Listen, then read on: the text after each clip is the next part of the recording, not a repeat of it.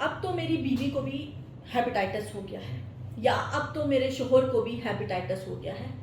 ये वो जुमला है जो हम अक्सर सुनते हैं, या हमारी फैमिलीज़ में ये कहा जाता है कि हमारे फलाने रिश्तेदार को हेपेटाइटिस था, अब उसकी बीवी या उसके शोहर को भी हेपेटाइटिस हो गया है।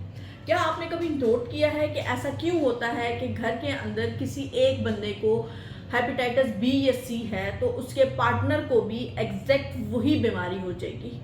कभी आपने नोट किया है? नहीं नोट किया होगा। तो आज हम बात करते हैं इन वजूहात के ऊपर कि अगर एक बंदे को हेपेटाइटिस है तो सेम उसके पार्टनर को भी हेपेटाइटिस क्यों हो जाता है। बाज़ औक़ात वो लोग आपस में रिश्तेदार भी नहीं होते, उनकी आउट ऑफ फैमिली जो है आउट ऑफ फैमिली मैरिज हुई भी होती है, उसके बावजूद भी वही सेम बीमारी उन्हें कैसे हो जाती है। और हम ये समझते हैं कि हेपेटाइटिस की जो बीमारी है वो एक से दूसरे बंदे को नहीं लगती, हालांकि ये बहुत गलत बात है।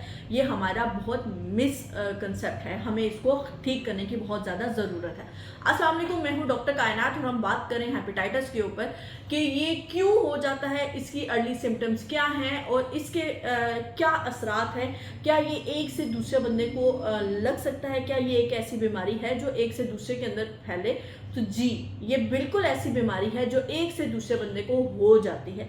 कैसे हो जाती है इसकी डिटेल्स मैं आपको बताऊंगी। फर्स्ट ऑफ ऑल, हमारे यहाँ जो हेपेटाइटिस का वायरस है वो डिफरेंट टाइप्स का है। Hepatitis A, hepatitis B, hepatitis C, hepatitis D और ई। हमारे यहाँ सिर्फ ये समझा जाता है कि हेपेटाइटिस बी सी है या हेपेटाइटिस ए है, ठीक है। डी और ई की तरफ हमने तवज्जो दी ही नहीं कभी, हालांकि वो भी उतने ही खतरनाक हैं जितना हेपेटाइटिस बी या सी खतरनाक है। अब सबसे पहले बात करते हैं हेपेटाइटिस बी वायरस की, हेपेटाइटिस ए वायरस की, जिसको HAV भी कहा जाता है। उसके ऊपर बात करते हैं कि ये क्यों होता है। आलूदा खाने से, आलूदा पानी पीने से, या किसी ऐसे मुतासरा शख्स के इन टच रहने से जो हेपेटाइटिस की बीमारी से सर्वाइव कर रहा है, ठीक है। फिर हेपेटाइटिस बी है, ये क्यों होता है? ये जिस्मानी रतूबत के थ्रू फैलता है। फॉर एग्जांपल, अगर शोहर के अंदर हेपेटाइटिस की बीमारी पाई जाती है तो उसका जो डिस्चार्ज है, जो उसके सेमेंस हैं, जो एक सेक्सुअल एक्टिविटी में बीवी के अंदर जो डिस्चार्ज जाता है, उसके थ्रू बीवी के अंदर ये बीमारी पैदा हो जाती है। या वेजाइनल जो डिस्चार्ज है कि बीवी को अगर हेपेटाइटिस है तो शोहर के साथ जो या किसी भी जो सेक्सुअल एक्टिविटी है उसके साथ क्या होगा कि शोहर को भी हेपेटाइटिस मर्ज लगने के जो हैं ख़तरात हैं वो बहुत हाई हो जाते हैं, वो 80 to 90% तक इंक्रीज़ कर जाते हैं, ठीक है। उसके बाद जो प्रेगनेंसी के दौरान जो है माँ से बच्चे में हेपेटाइटिस का मुंतकिल होना, या फिर इस्तेमाल शुदा जो सुइयाँ हैं, सिरिंजेस हैं, या ऐसी इस्तेमाल शुदा चीज़ें जो कि किसी भी इन्फेक्टेड पर्सन ने इस्तेमाल की और उसको सेम जो बंदा है वो अगेन इस्तेमाल कर लें। मर्द हजरात जो रेज़र का इस्तेमाल करते हैं, अक्सर जो हॉस्टलाइज हैं या वो लोग जो कहीं पर कारोबार की वजह से रह रहे हैं, वो एक दूसरे की चीज़ें आपस में शेयर कर लेते हैं, ये बहुत गलत बात होती है। ये हेपेटाइटिस क्या, ये एड्स जैसी बीमारी को भी पैदा करने की सलाहियत रखती है। आपको ये चीज़ें नहीं करना चाहिए। उसके बाद आ गया जी हेपेटाइटिस सी वायरस, जिसको HCV भी कहते हैं। उसका अगर हम बात करें तो वो क्यों फैलता है, उसमें बुनियादी तौर पर जो खून से खून की ट्रांसफ्यूजन होती है, आपने किसी ऐसे बंदे के खून को टच किया है जिसके अंदर इन्फेक्शन पाया जा रहा था, वो आपको लगने का ख़तरा बहुत बढ़ जाता है। या फिर ये है कि आपने किसी की इस्तेमाल की हुई चीज़ इस्तेमाल कर ली है, फॉर एग्ज़ाम्पल कपड़े हैं, ब्रश है, हेयर ब्रश है, जो इंजेक्शन की सिरिंज वगैरह हैं, या कोई ऐसी चीज़ जिसके अंदर इंसान की कहीं ना कहीं ब्लड ट्रांसफ्यूजन हुई भी हो, या ब्लड के लगा हुआ हो।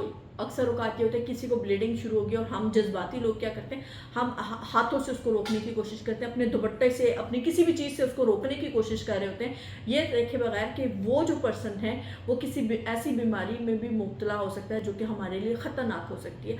आप बीइंग अ ह्यूमन एक दूसरे की मदद ज़रूर करें, लेकिन इस तरह के एहतियाती तदाबीर भी अपनाएं कि आपको भी नुकसान ना हो, ठीक है।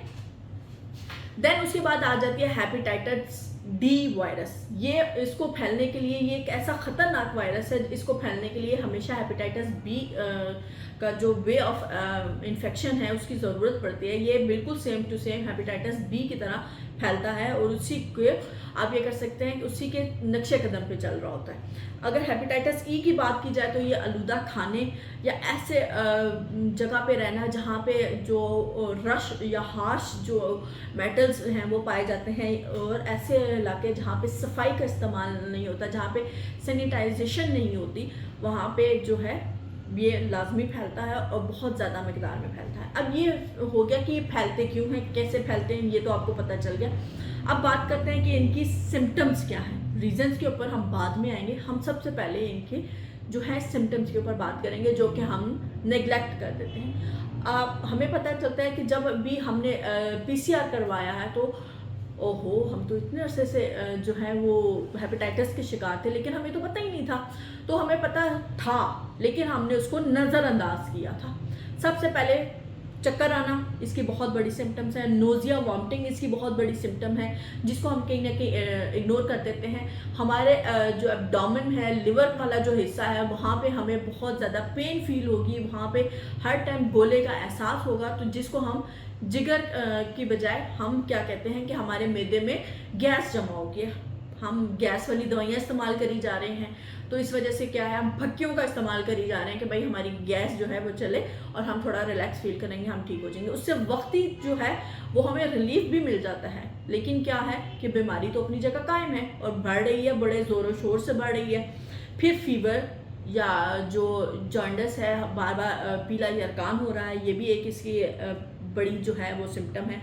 डार्क यूरिन का कलर जो है, पेशाब का रंग जो है वो बढ़ जाएगा, और जो स्टूल्स हैं वो पेल हो जाएंगे, उनका कलर जो है वो डिफरेंट और हल्का हो जाएगा।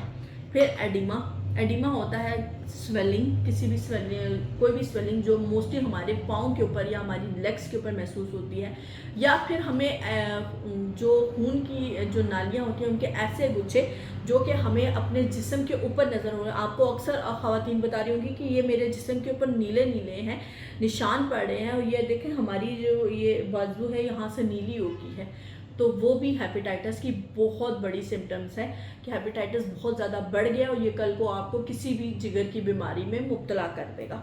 ठीक है, इसके अलावा जो मसल की ये जॉइंट पेन्स है, हेडेक है, या फिर जो आप ये बोल दें कि ब्लीडिंग बहुत ज़्यादा होती है, कन्फ्यूजन, चाहे वो जिगर की कोई बीमारी है या चाहे वो हेपेटाइटिस है, ऐसे जो मर्ज जब बढ़ जाते हैं तो सबसे पहले इंसान के अंदर कन्फ्यूजन आती है। कन्फ्यूजन कैसे आती है, उसको बोलने समझने की जो सलाहियत है वो कम होने लग जाएगी, जो नींद है वो बहुत ज़्यादा गालिब आएगी, बहुत ज़्यादा गनूदगी रहती है, क्योंकि हमारी बॉडी, हमारा जो जिगर है वो हमारी नींद को और हमारे जो कॉन्शियसनेस है उसको कंट्रोल करता है।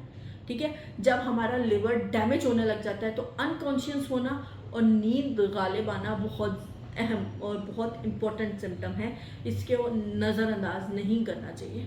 ठीक है, एज फैक्टर, फैमिली, जीन्स और ये सारी चीज़ें तो बहुत ज़्यादा जो हैं कॉमन सी चीज़ें हैं, लेकिन इसके अलावा वो बीमारियां जो जिगर को डैमेज करती हैं वो भी हेपेटाइटिस का सबब बनती हैं। अब क्या है जी, जब अल्कोहल का इस्तेमाल बहुत ज़्यादा किया जाएगा, टॉक्सिक जो केमिकल्स हैं उनका इस्तेमाल ज़्यादा किया जाएगा, मेडिकेशन ऐसी जो गैर ज़रूरी है जो हमें नहीं करनी चाहिए, फॉर एग्जांपल हम किसी भी किस्म की नशा आवर पिल्स वगैरह का इस्तेमाल करते हैं, वो भी हेपेटाइटिस या जिगर के मसाइल को पैदा करता है। ठीक है, या ऑटो इम्यून डिसऑर्डर्स, वो बीमारियां जो जिगर पर हमलावर होती हैं वो भी आपको हेपेटाइटिस जैसे मर्ज में मुब्तला करती हैं। एज और वीक इम्यून सिस्टम या पुअर सैनिटाइजेशन या हाइजीन भी हेपेटाइटिस की बहुत बड़ी वजह है और इससे हमें बचने की कोशिश करनी चाहिए। अब इसका इलाज क्या है? इसका इलाज ये है कि आपने मिर्च मसाले तली हुई चीज़ों का इस्तेमाल नहीं करना, आपने ज़्यादा से ज़्यादा फ्रूट्स और वेजिटेबल्स का इस्तेमाल करना है, कच्ची सब्जियों का इस्तेमाल बढ़ा दें। आप अपने डेली के रूटीन में जो सलाद है उसको लाजमी इस्तेमाल करें, सुबह के टाइम पे आप दही का इस्तेमाल बढ़ा दें और साथ ही साथ आप अपनी प्रॉपर मेडिकेशन करवाएं ताकि आप इस बीमारी पर काबू पा सकें। और फिर आपने इसके ऊपर चेक एंड बैलेंस लाजमी रखना है ताकि आपको ये कल किसी बड़ी बीमारी का शिकार ना कर दें, क्योंकि हेपेटाइटिस एक ऐसी बीमारी है जो कि जिगर की बीमारी है, जिगर के कैंसर को पैदा करने का सबब बनती है।